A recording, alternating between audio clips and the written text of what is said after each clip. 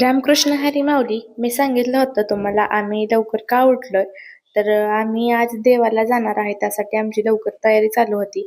आणि पहाटेच्या 5:15 वाजल्या होत्या बघा, आणि आम्ही सगळे बाईकवर चाललो होतो देवाला. आणि येता येता आज संडे होता, त्याच्यामुळे आमच्या गावातल्या देवाचं दर्शन घेतलं. आणि आमच्या गावात जो देव आहे तो दर्लिंग देव आहे, आणि तिथं आम्ही गेलो होतो पहाटेच्या वेळी. आणि तिथली पण आरती 4 वाजता होते. आणि तिथं गेल्यानंतर हे बघा, आरती करून गेट बंद केलं होतं, आणि हे गेट आता सकाळी 6 वाजता ओपन करतात.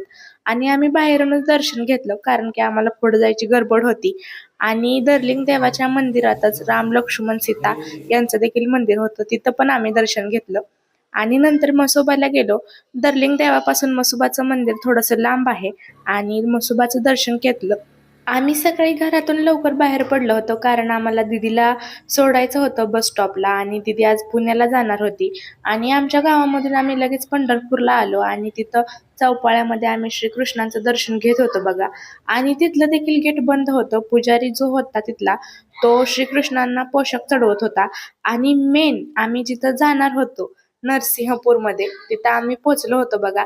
आणि गौरीनं आणि शंभूनं कुरकुरे घेतले होते तिथे गेल्यावर, आणि कुरकुरे खायला चालू होतं. आणि नरसिंहपूरमध्ये गेल्यानंतर आम्ही नदीकडे गेलो. आणि ही नदी म्हणजे 3 नद्यांचा संगम आहे इथं.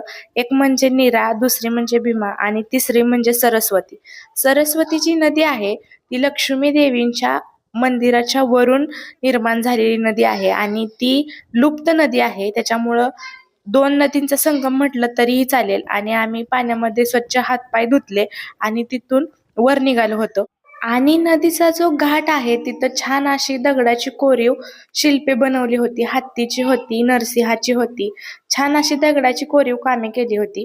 आणि हे बघा, नदीला किती पाणी होतं. नदीच्या घाटावरून आम्ही थोडस वर आलो, आणि तिथे एक मोठं वडाचं झाड होतं, आणि त्या वडाच्या झाडांच्या मुळ्यामध्ये सरस्वती देवी आणि हनुमंताचं छोटस मंदिर देखील होतं. तिथलं दर्शन करून आम्ही श्री लक्ष्मी नरसिंह मंदिर या मेन गेट मधून आतमध्ये गेलो बघा. आणि तिथला हा कळस होता मंदिराचा. आतमध्ये किती छान निसर्गरम्य प्रसन्न वातावरण आहे बघा. हे नीरा नरसिंह मधलं जे लक्ष्मी नरसिंह जे मंदिर आहे, तिथं भक्त प्रल्हाद देखील आहेत. आणि आम्ही या सगळ्यांचं दर्शन करायला आलो होतो. आणि या ठिकाणाला भक्त प्रल्हादाची जन्मभूमी पण म्हटलं जातं. या मंदिराचं दर्शन करण्यासाठी खूप लांबून भक्त येतात. हे मंदिर आहेच इतकं पवित्र. मंदिराचं काम देखील बघा किती छान पद्धतीने केलेलं आहे. आणि मंदिराचं काहीतरी काम शिल्लक असेल असं मला वाटतंय, कारण की तिथं पोल आणून टाकले होते. नेमकं काय होतं तिथं ते मला समजलं नाही. आणि आम्ही तिथून पुढे चाललो होतो, आणि तिथं बघा समोर नरसिंहाची एक मूर्ती होती, आणि आई तिथं माझी पाया पडत होती बघा. किती छान मुख आहे बघा तिथं. आणि त्या मुखाच्या पाठीमागे एक हवन होता, आणि तिथं हवन आम्ही यायच्या अगोदर झाला होता. तिथून वाफा पण निघत होत्या. नरसिंहाच्या मुखाचं छान दर्शन घेतलं आम्ही, आणि तिथून पुढे चाललो होतो. आणि तिथून पुढे जाताना एक लाकडाचं छोटस मंदिर होतं. लाकडाचं बांधकाम होतं बघा त्या मंदिराचं. आणि ते मंदिर कशाचं आहे तुम्हाला ते दाखवते मी. माझी दिदी आणि माझी मम्मी मंदिरात गेले होते बघा. चला दाखवते कशाचं मंदिर आहे. आमचा शंभू दर्शन घेऊन बाहेर निघला होता. आणि बघा, श्री दत्तांचं मंदिर आहे.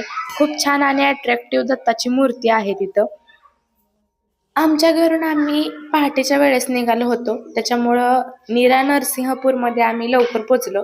आणि आमचं छान दर्शन देखील झालं होतं. तिथं गर्दी कमी होती, त्याच्यामुळं छान पद्धतीनं आम्हाला दर्शन घेता येत होतं. आणि ज्या दर्शनासाठी आम्ही आलो होतो तिथं आता सध्याला आम्ही पोहोचलोय. आणि हे बघा, इकडच्या साईडला नरसिंहाचं मंदिर, आणि नरसिंहाच्या मंदिरासमोरच भक्त प्रल्हादाचं मंदिर आहे. हे भक्त प्रल्हाद आहेत बघा. भक्त प्रल्हादाचं आम्ही छान दर्शन घेतलं, आणि नरसिंह मंदिराच्या आत गाभाऱ्यात निघालो होतो. जसं आपल्या विठुरायाचं दर्शन घेतो हे मंदिर देखील तसंच वाटत होतं मला. आणि आम्ही छान आतमध्ये गेलो, आणि हे बघा नरसिंह आहेत. भक्त प्रल्हादाचा जीव वाचवण्यासाठी नारायणाने हा नरसिंह अवतार घेतला होता. आणि म्हणून या मंदिरामध्ये प्रल्हाद, नरसिंह, लक्ष्मी आणि आपले विठ्ठल रुक्माई देखील आहेत. या सगळ्यांचं दर्शन होतं या मंदिरामध्ये. छान आम्ही दर्शन घेऊन माझी सगळी फॅमिली आम्ही बसलो होतो.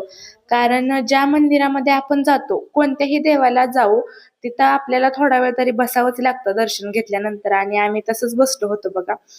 आणि आमची गौरी एकटीच उभारली होती. तिला पण मी माझ्या मांडीवर घेतलं आणि सगळे बघा निवांत बसलेलो आणि माझ्या गौरी सोबत मी एक छान फोटो काढला. ही माझ्या मामाची क्यूट मुलगी आहे आणि आम्ही सगळ्या फॅमिली सोबत पण एक फोटो काढला.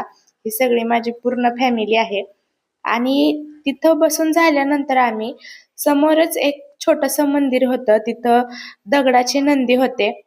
नंदीच्या समोर आतल्या बाजूला गाभाऱ्यामध्ये शिवलिंग होतं आणि शिवलिंगाचं दर्शन घेण्यासाठी आम्ही आतमध्ये चाललो होतो बघा. आणि आमचा शंभू ते पाणी हातात घेत होता. गौरी पण छान नतमस्तक होऊन शिवलिंगाच्या पाया पडत होती. शिवलिंगाचं दर्शन घेऊन आम्ही बाहेर आलो आणि हे बघा दगडावर कोरलेलं नागशिल्प होतं आणि तिथून आमचं दर्शन झाल्यानंतर आम्ही घरी येण्यास निघालो होतो. पण घरी येण्याच्या आधी आम्हाला दिदीला आमच्या बस स्टॉपवर सोडायचं होतं आणि आम्ही आता टेंभुर्णीच्या बस स्टॉपवर चाललो होतो. कारण आम्हाला तिथं दिदीला सोडायचं होतं आणि दिदी पुण्याला जाणार होती आमची. आणि हे बघा आम्ही बस स्टॉपवर आलो होतो आणि स्टॉपवर बसलो होतो. तिथं दिदी आहे बघा आणि आमची गौरी आहे. प्रवास केल्यामुळं आम्ही सगळे खूप थकून गेलो होतो आणि लवकर पण उठलो होतो. आणि हे बघा टेंभुर्णीचं बस स्टॉप आहे आणि तिथं आम्ही दिदीला सोडलं. तिथून आलो आणि भूक लागली होती त्याच्यासाठी आम्ही दालचा घेतला. छान पोट भरून जेवण केलं आणि आम्ही आमच्या घराकडे निघालो होतो. दर्शन देखील आमचं खूप छान झालं आणि आम्ही घरी आलो.